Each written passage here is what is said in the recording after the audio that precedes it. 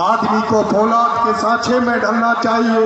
और अगर कोई छीने आपके अधिकार हकूक को तो आपसे आंसू नहीं सैलाब बरसने चाहिए, सैलाब बरसना। टोडा भी ये नहीं, पूर्वी राजस्थान के पंच पटेलों, मेरी माताओं बहनों, मेरे युवा साथियों, मेरा आपको दंडवत चरण स्पर्श, आपके पैरों में मेरा नमन। मैं ना कोई नेता हूं। लोग कहते हैं कि मैं किसान नेता, मैं किसान पुत्र। मैं ये कहता हूं कि मैं किसान नेता और किसान पुत्र के अलावा मैं खुद भी एक किसान हूं। और मेरा ये फर्ज था कि जब किसान एक चौपाल पे बैठे हैं तो मुझे भी उसमें उपस्थिति देनी चाहिए। भगवान की कृपा से, आप सबके आशीर्वाद से, छात्र जीवन में राजनीति में था तो थोड़ा बहुत सीख क्या बोल रहा था, लेकिन हमारे इस मंच पे जो एक बैनर लगा हुआ है, इस बैनर पे लिखा हुआ है किसान महापंचायत।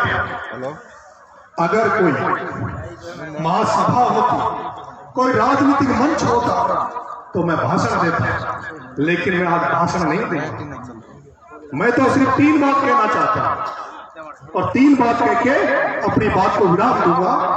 एक तो वो जो सिख सरदार बैठे हैं सिंधु बॉर्डर पर, एक वो हरियाणा, उत्तर प्रदेश और पंजाब के जो किसान बैठे हैं दिल्ली के बॉर्डर पे, उनको मैं सैल्यूट करता हूं।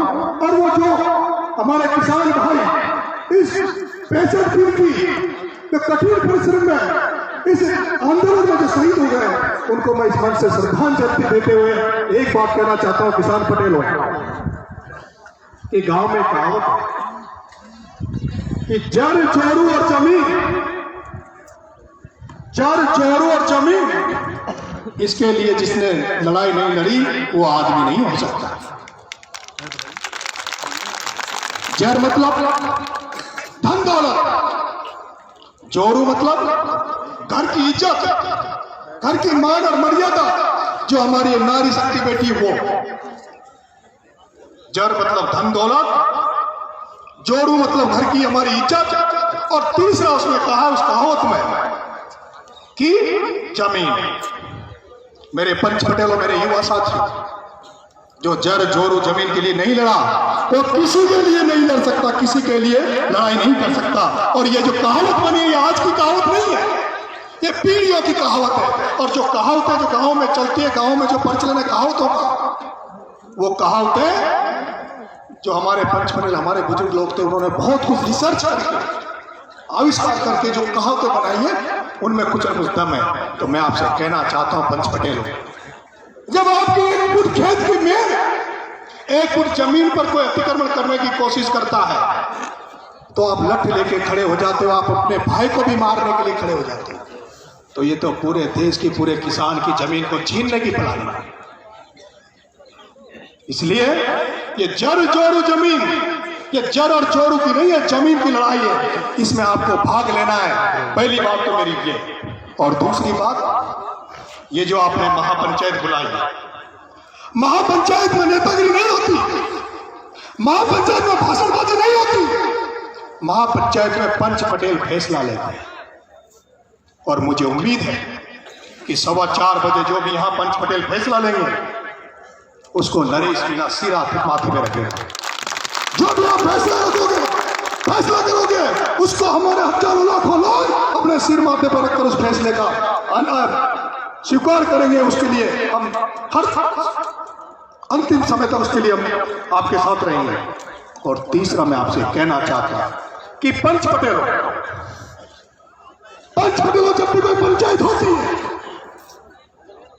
जब भी कोई पंचायत होती है तो वो 2 चीज के लिए होती है कि एक तो किसी असहाय व्यक्ति को न्याय देने के लिए, कमजोर व्यक्ति को न्याय देने के लिए, और दूसरा उस जो कमजोर व्यक्ति है, जो असहाय है, जिसको कहीं न्याय नहीं मिल रहा, जिसको कोर्ट में, सुप्रीम कोर्ट में कहीं न्याय नहीं मिलता, तो पंच पटेल पंचायत बुलाते हैं। और पंचायत में उस गरीब को, असहाय को न्याय देने के लिए पंचायत बुलाई जाती है। तो मैं ये देख रहा हूं, ये जो आपने पंचायत बुलाई है, इसमें जो पीड़ित परिवार है, वो देश का किसान है जिसकी जमीन छीनने की तैयारी हो रही है, उसकी तो बात इस पंचायत में हो रही है, उसको न्याय देने की बात तो आप कर रहे हो। लेकिन मेरे पंच पटेलों, जो उसको जमीन को छीनने की जो कोशिश कर रहा है, जो उस किसान को परेशान कर रहा है, जब तक आप उसको दंड नहीं दोगे तो उस किसान को न्याय कैसे दोगे?